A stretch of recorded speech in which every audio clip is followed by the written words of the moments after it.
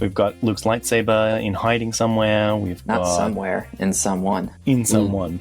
Yeah. Luke's like, yeah, this is the same maneuver I pulled off back in Star Wars. Do you think he just like does this with R2 as a game? Luke is like one of those dogs in that toy where the dogs are supposed to put the tennis ball in it. And he puts it in and he launches it and he goes and chases after it. Yeah. Luke's the dad. I was thinking more of this as like a father-son thing, but now it's like, now I definitely see Luke as the dog chasing after this automated throwing machine. Hello there, you found the Lost Holocron, an artifact of lore and legends from a galaxy far, far away. Each transmission of the Lost Holocron, you will join an episodic discussion of media from a Star Wars universe. We will be your guides. Astromech T1M. Oh my god, I knew it would be that. Gonk Power Droid KY1. Gonk. Pit Droid SKT. I got nothing. He got nothing. Yeah, no, that's a hard sound to make.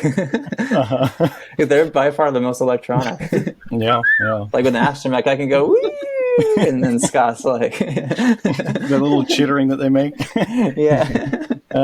And I am Protocol Droid S2RT. Nice. Human cyborg relations. Yeah, wouldn't be anything else. Yeah.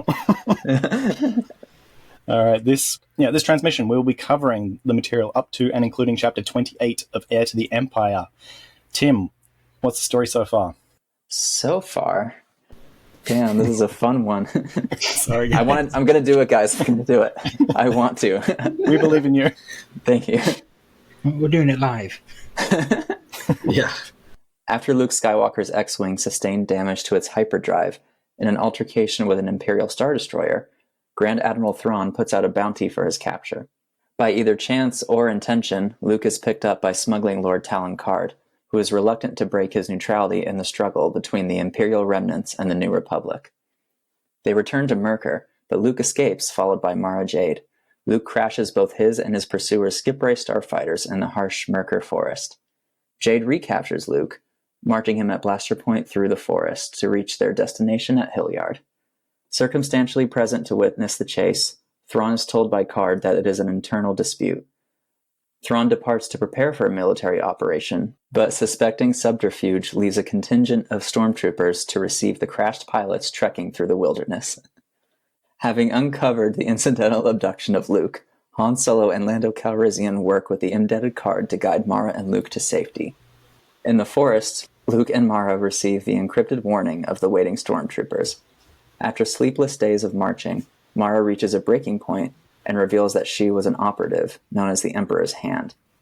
She blames Luke for the Emperor's death and her own subsequent ruination. We got it. We'll fix that in the post. All right, Stuart, as revenge, what happened this chapter? It's not much revenge since I wrote these things.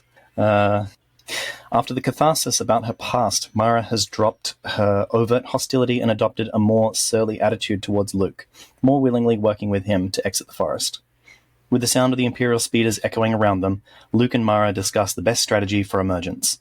He stores his lightsaber in R2-D2's dome for safekeeping, they exchange weapons and swap apparent roles, and Mara applies some erythrogenic local flora to Luke's face to obscure his identity. Prepared, they emerge from the forest into the hands of the Imperials. They are taken to the Major in charge of the Imperial contingent, who regards them with suspicion. In spite of Luke's feigned protests, they are both detained until further interrogation in the city. On Hillard's High Street, a group of Karrde's henchmen is relieved of their weapons while delivering a scoundrel, a roughed-up Han Solo, for Imperial justice. However, Han is a plant, here to warn the Imperial detainees of Karrde's imminent ambush. Seeing a tactical opportunity, Luke creates a commotion so that R2-D2 can inform the ambushers via C-3PO in binary droid speak on the optimal timing for their attack. What kind of plant do you think Han is? Obviously a shady one. This was a fun chapter. I think Luke was being a little... I don't know. Just the fact that he was just like, oh, I don't know if it's true. This is just what a Jedi would do. Like, I think you make the rules of what a Jedi does now. I know, right? I was like, come on. Obi-Wan did this in A New Hope. Yeah. Yeah. You have seen a Jedi do this thing. There is no moral quandary here. Yeah. But he has no problem with like shooting another pilot at, he has no problem with killing somebody. Yeah. In fact, he does it in his sleep. He passed out and killed a bunch of people. Right. Yeah. When he met Obi-Wan, he was lying, saying his name was Ben. Yeah, hiding your identity seems like A-OK in the Jedi rulebook. Maybe now that he's not connected to the Force, he's less mindful and he's overthinking. Yeah. Quite possibly. Yeah. But we're also reaching a point as well that Luke is becoming very unsure because he has to, every step that he takes is going to be, create echoes within the new Jedi Order that he built. True. He does need to pay very careful attention to the kind of path that he's walking that he expects other people to follow. Yeah. That's a very fair point, yeah. He's a space boat. I do think that is a fair point, but you also do have to realize that I'm sure he's doing things that the Empire is already saying that the Jedi did. I don't think the Empire is going around being like, the Jedi, solid guys, great people. I'm sure they're saying they're sneaky lying bastards who trying to take everyone out. Yeah. Yeah. See that Jedi over there? They turned me into a newt. I got better. But yeah, this black and white thinking coming from Luke is getting, a little frustrating. Yeah. Baby's first ethics class.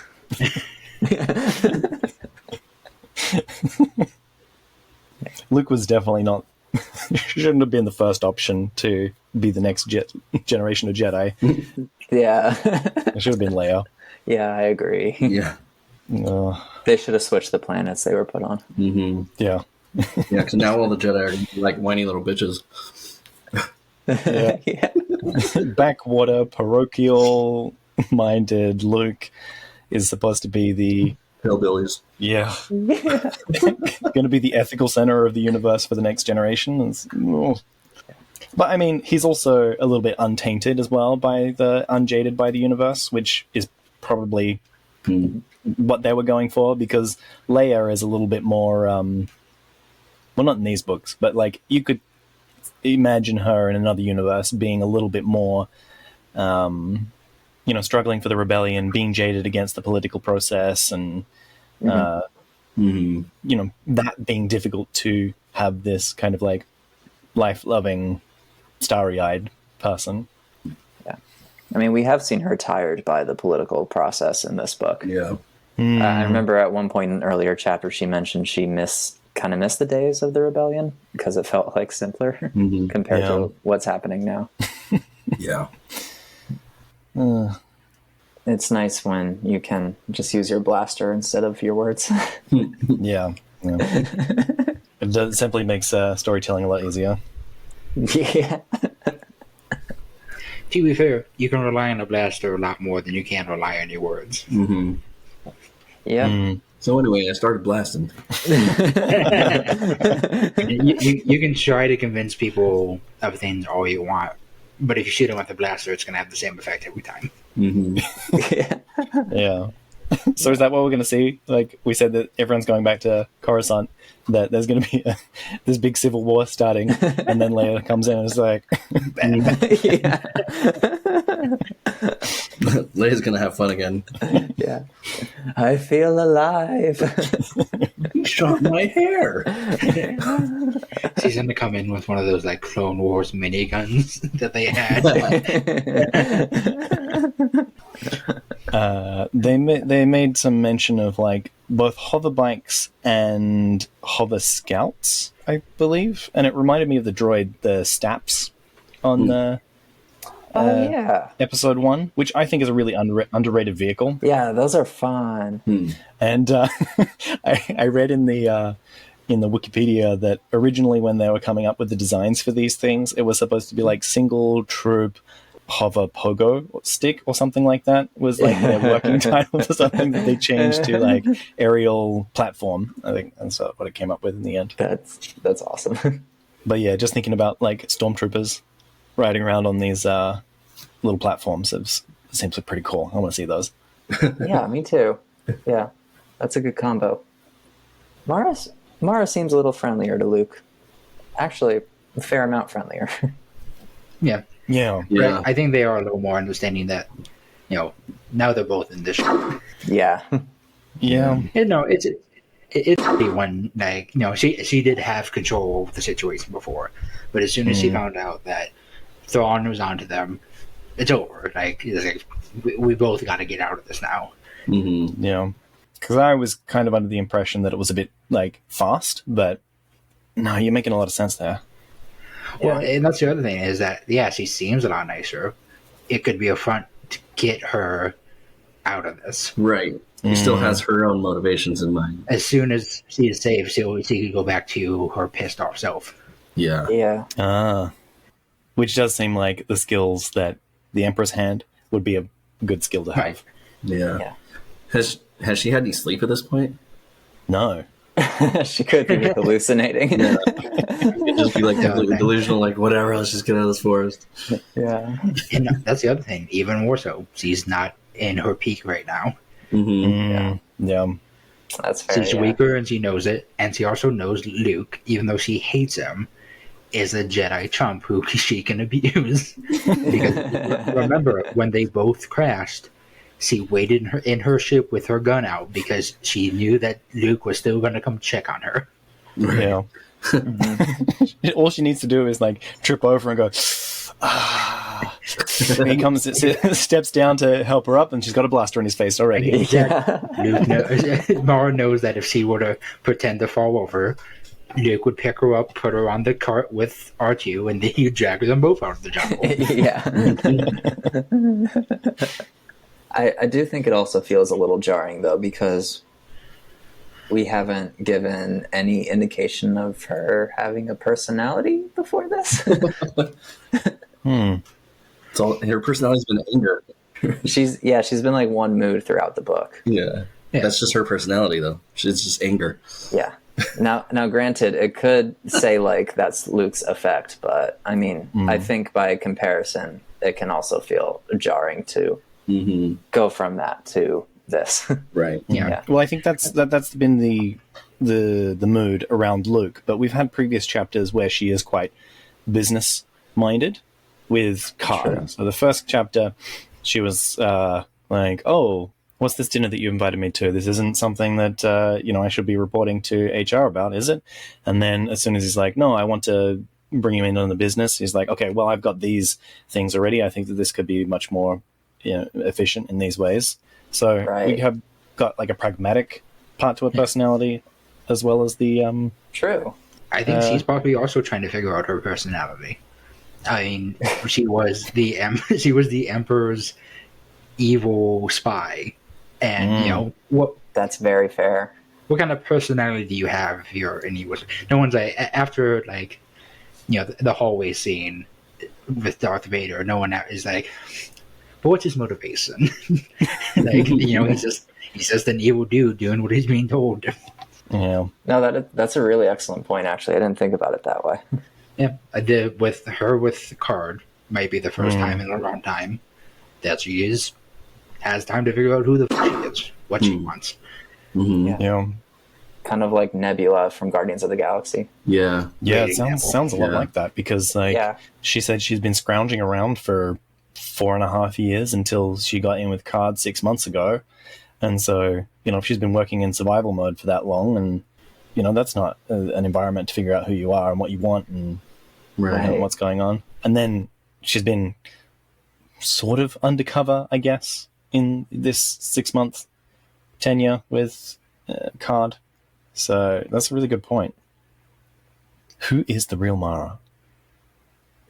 And she hasn't had any cult deprogramming either, as well. People that come out of cults, that they need to go through some quite intensive psychological help in order to deprogram what they've learnt from being in a cult for so long. Right. Is Mara Jade even her real name? Maybe not. I would argue what is a real name. Yeah, I don't know. I mean, we talked about it. We don't know what we do know before this. Yes, right hand of the Emperor. But before that, we don't know where she got picked up from. Yeah. I would like to see more. Yeah. Like we were talking about in the last chapter with the people, the crew of the ship, like they're there because they don't have any other option. Mara Jade is now looking for other options. Yeah. Yeah. I'm sure, I don't know, like, I don't think she has a loyalty to the Empire because she's aware of Thrawn. So if she wanted you, she probably could go. Like, do you think Thrawn is even aware? Thrawn is aware of everything. Do you think Thrawn is aware of the Emperor's assassin? I'm sure he knew that the Emperor had some kind of program in place or some kind of, specific, maybe not specific individuals, but I'm sure he knew that the Emperor had secret assassins or at least assumed. I think he would just figure it out. Yeah. He'd see like a weird political unrest and he'd be like, that doesn't fit this species culture. Yeah. Maybe he even suggested to Palpatine that you need somebody like this in the background. Maybe. But yeah, I don't know. It's just, but yeah, if I don't see any loyalty to the Empire because if there was, she would have just went to Thrawn. Why wouldn't you be like, hey, I was the right hand, we're getting this done, right? Yeah. Yeah. Sure, with her skills, Thrawn could have use for her. Oh, absolutely. Yeah. I mean, she is aware of Thrawn. Right. He might be aware of her position, but not her personally. Yeah. Right. So I don't think that he could pick her out in a crowd. Right. Yeah. That's kind of what I was thinking. He would assume that the Emperor had that position, that role, but not. But yeah. Not necessarily the identities of those that were in that exactly. position. Oh, that's a fun question, though. Can anyone pick her out in a crowd?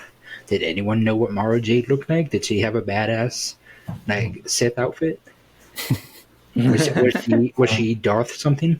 No, it seemed like she was... Yeah, not likely. Yeah, just blend into the crowd and, I don't know, be distracting, be glitter in the room while the real political workings were happening.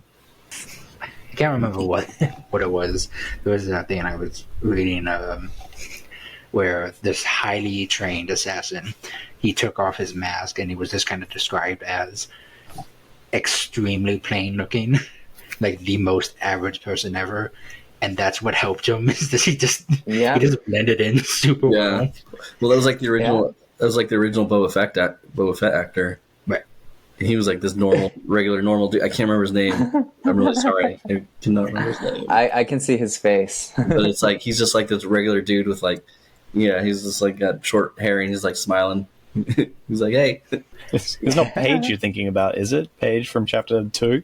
Paige was the commando that was...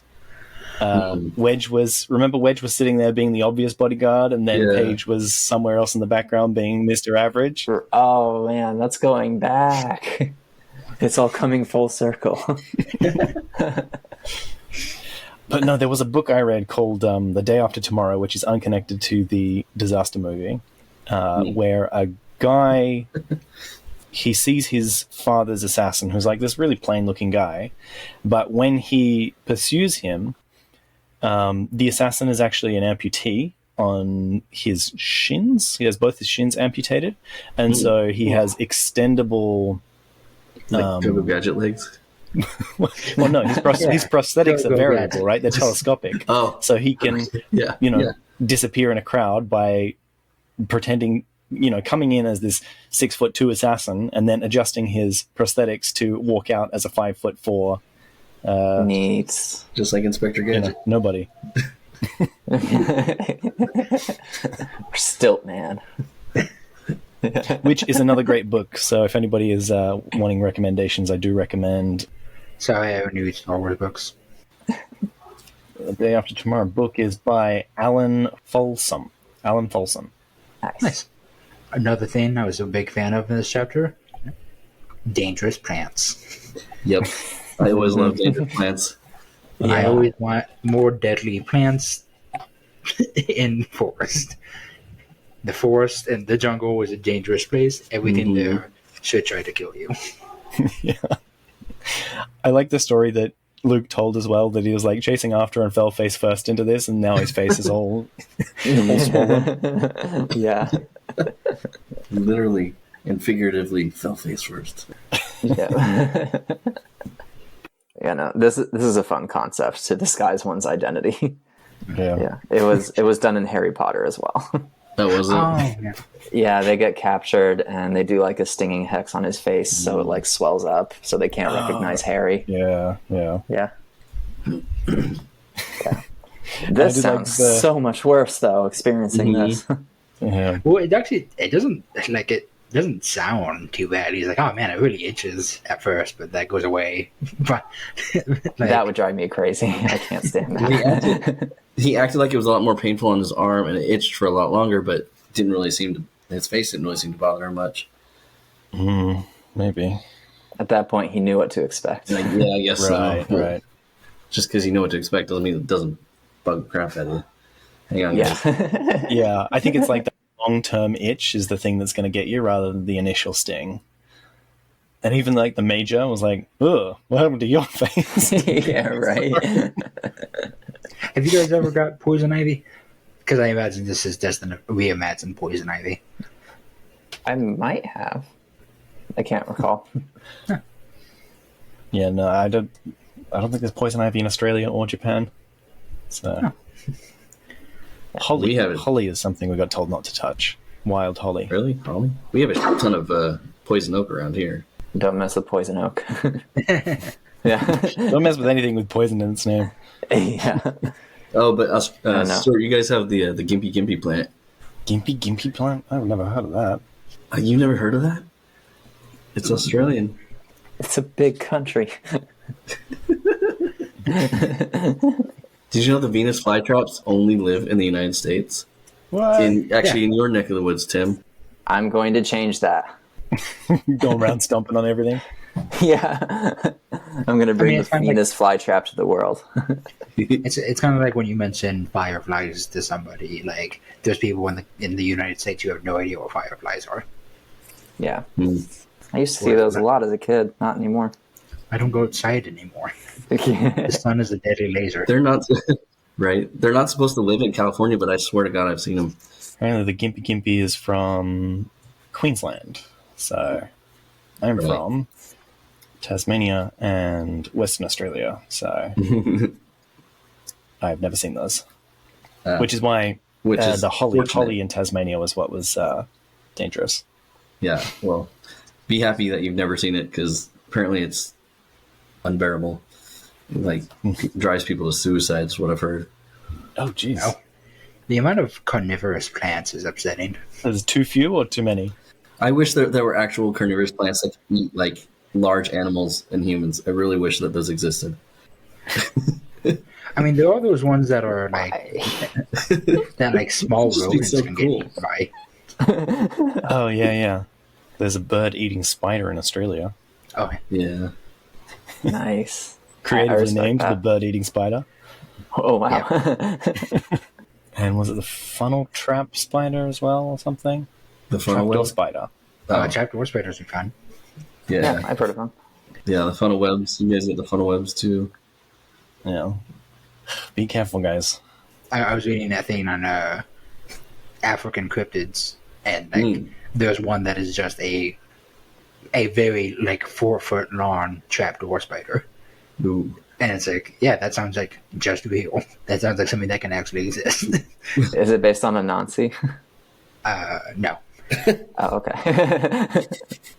No, it's just that like there's lots of parts of the world that are undiscovered, and some people have said that you can find these huge ass spiders, and it's totally believable.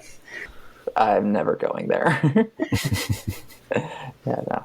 I struggle with large spiders in video games, so I can't imagine it in real life. I don't turn arachnophobia mode on, though. Because sometimes it's scarier than the spider. The Ralph McQuarrie spiders are super cool from like the concept art. Yeah, I love that design. Yeah, and then I love that they used it in that episode of Mando. That was so cool. Yeah. Oh, yeah, they kind of look like the Kinrath. Yeah, sorry if I butcher this name, but the spider cryptid is the Jabba Fofi. Nice. Can you link it? Yes, I am. Hell yeah. One of my favorite carnivorous plant cryptids is, I think it's called the Yataveo, which is like the native language for like ICU, I think it's called. I can't remember how to spell it though. Oh god, Kyle, I cannot handle this spider. Yeah. Instantly close that tab. Sorry. I had a visceral reaction to that. Yeah, my man-eating tree is a little easier to deal with. It better not be real. The other thing, which, you know, it's fine if he wants to change his hair, but it was pretty iconic, that frothly hair. Yeah. Yeah. The guy said his name was Chin, but Luke knows who Chin is. Luke can identify a frothly haircut from a mile away, apparently. So that Chin made an appearance and not his hair, I'm doubting that was really Chin.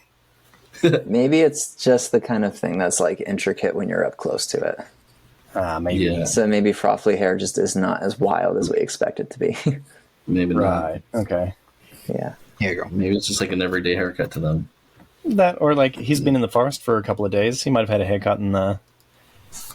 You know, it's one of those hedges that like you have to set like a mohawk, and then because it was spurs, right? Hair spurs.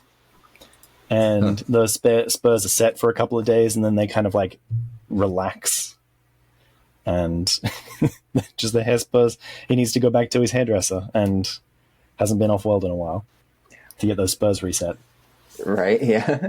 Maybe he just hasn't washed it and it's all like oily and matted down and gross. And Maybe he showered last night. Yeah. Yeah. Another thing I thought was awesome, the audio map. Oh, yeah. I want that. That'd be so useful. Yeah, that seems like a real good thing for like a video game HUD. Yeah. They should bring it into the next Jedi game and make a mechanic out of it. Mm-hmm. Yeah, particularly we were talking that the thing that it's really lacks is stealth in the game, and it would be good if they that would be good to implement into a stealth section of like, well, you can hear where these people are, or like you can pick up the comms transmission from the helmets or something, and that would be so fun. Slightly off topic. I'm really excited about the new Star Wars game, Outlaws. But I saw like somebody reviewing the trailer for it, and they're like, "Can you believe it? It takes a whole 30 seconds for you to get to space in this game." And it's like, shut your mouth. Like, it has like a really cool animation for you to fly off planet and get to space, and they're like, 30 seconds, 1,000 years. Yeah. Big fan of audio map. I need what does an audio map look like? What I'm guessing is like they have a terrain map, and then they're like overlaying where the sound is coming from. I imagine it as like waveforms. Yeah. Yeah. Or really more like where it's like a dot in the center and then multiple rings going out from it. Oh, there has to be a term for that pattern. Like a sonar, or sonar. That works. We'll go with Sonar, that. yeah. Just like little dots on the map, and the sound is going out. Maybe it's colored by intensity or whatever. Actually, I'm seeing something similar to that. It's like a city sound map, and the bigger the ball, the more intense the sound from that area is. Oh, I see this. Oh, cool. That's really cool. But, you know, I enjoyed this little scene where they're like talking about the maneuvers and trying to figure out what the fuck their plan is, and then I do like that he does still introduce himself as Mara Jade. Yeah. Maybe he's like Mara Jade. Yeah. Yeah, I mean, we were talking about why do people not recognize Jorus as Jorus? And, it could just be like one of those things of like, his accent says this, my accent says that. Not everybody says Mary. That's true. Well, and then the name that she drops, like, she just has that ready to go. Remember? Yeah. I'm sure she has like a whole Rolodex in her head of names that she's like. But that's why I was thinking, I was like, is Mara Jade even her real name, or is that also an alias? Oh, yeah. Okay, no, I can see definitely how that comes out. I'm still not... I know it's way past it. I'm still not over the fact that Drew Sephiroth is just a clone of the real Drew Sephiroth stuck on a planet pretending to be a god for some reason. Like, that's stuff it's probably one of the most convoluted things in this story, and it's just kind of not talked about too much. Yeah, kind of a big deal, but nobody talks about it. Yeah. Well, when we get some more Joris action, we'll definitely start talking about that. I have been missing him. Yeah. We haven't seen him for quite a while. Right. Yeah. Wow. Yeah. I was missing Thrawn as well until we, got a little snippet of it last chapter. I wanted more Thrawn and Palaeon. They're a good combo. I like them. Yeah. Yeah. They make a cute couple. Dude, they're so cute. Jerus is probably sitting on Joe Mark this whole time. Yeah. Wondering, where is that boy? He's just doing crunches all day. Yeah. He's been planking this entire time. No, planks are too easy for that guy. He's like Spider-Maning across the... Yeah. Is it crawling or something? Yeah, planks are just his resting posture. Yeah. So. Pinky push-ups. That's I how don't know if you guys have seen like human flags or dragon flags or anything like that. That's pretty insane. Huh. Oh yeah, those are insane. That takes a lot of core strength. Yeah. Oh, is that where you you like hold on to a pole and then pole or something? Yeah, and you act as a flag. Right. So that's what he's been doing this whole time. Right. Yeah. The dragon flag is the Bruce Lee one, where you are not going horizontal, you're holding onto something above your head and resting on your shoulders while trying to pull your entire torso up. Dragon flag is a step towards human flag. Human flag is more intense than dragon flag. Oh, wow. At least I think it is. I can't do a human flag. I can do a dragon flag. But Nice. I also don't have the equipment to attempt that. Yeah. Looks like a lot. Yeah. So they make it into the city. Mm-hmm. We get another lovely, perfect Imperial formation. Which that just makes me chuckle and smile every time. Yeah. Palaeon's been drilling them well. Yeah. I think it's adorable to imagine stormtroopers doing that. And then they have Han Solo. Yeah. Right. I was surprised they just, very unceremoniously. Yeah, they got him. Yep. Just Yeah. there.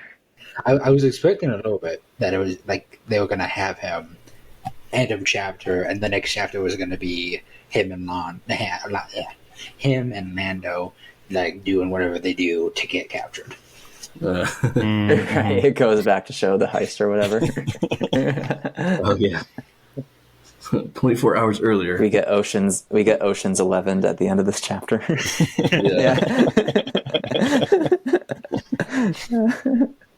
And we have the setup for the weapon exchange. We've got Luke's lightsaber in hiding somewhere. We've got Not somewhere, in someone. in someone. Yeah. I did forget. I fucking love that. Luke's like, yeah, this is the same maneuver I pulled off back in Darth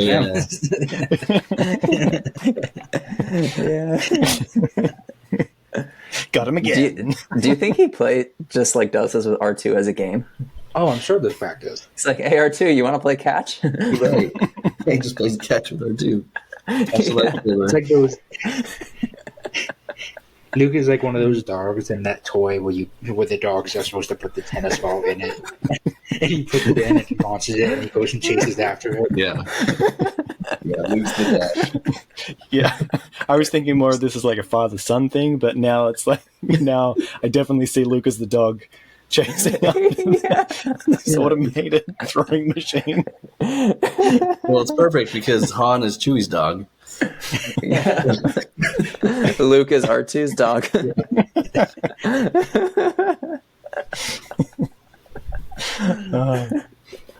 And then at the end of the chapter, Luke trips R2 so that he falls over and so that he can deliver his message, right? That seems like an impressive task.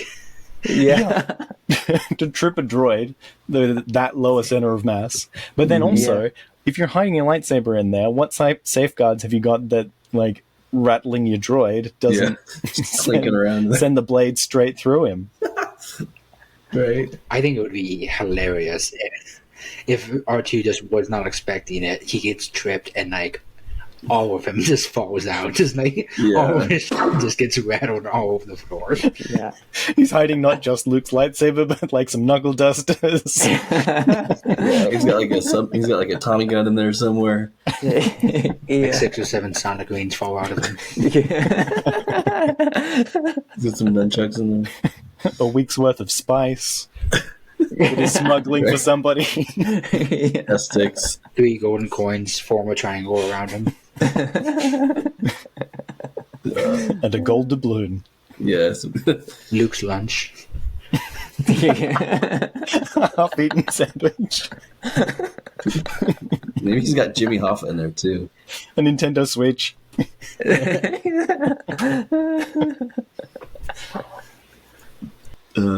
It's funny that the warden guy was like, what was that? What was that transmission looks like? I don't know. He was probably telling me off because I tripped him. He probably really was telling him off.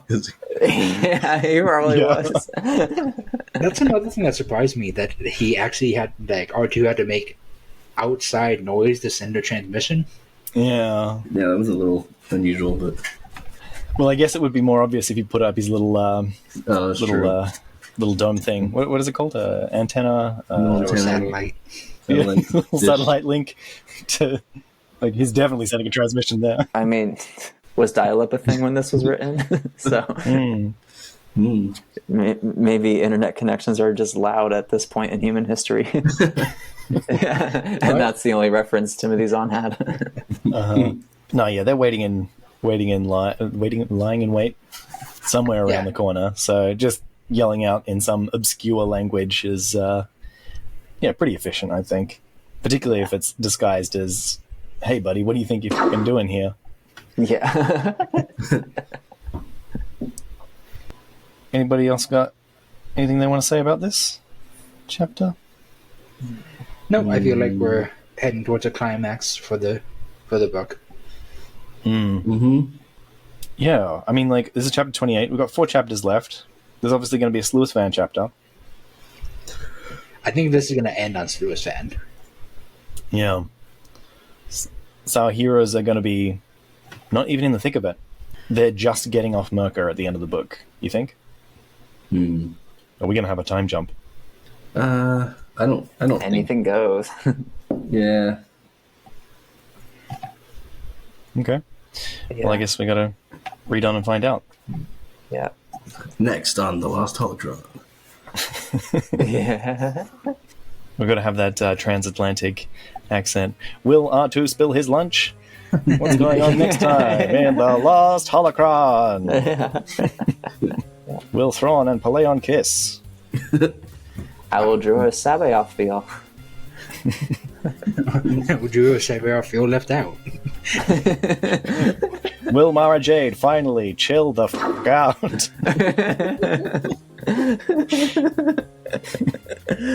Will Luke's face be like that forever? What if they cannot find the antidote? This has been The Lost Holocron. You can find transcripts, links to discussion, and more at our website, lostholocron.com. While you're there, you can learn how you can support the creation of future episodes. Read on, and we'll be waiting for you in the next transmission. We'll be honored if you would join us.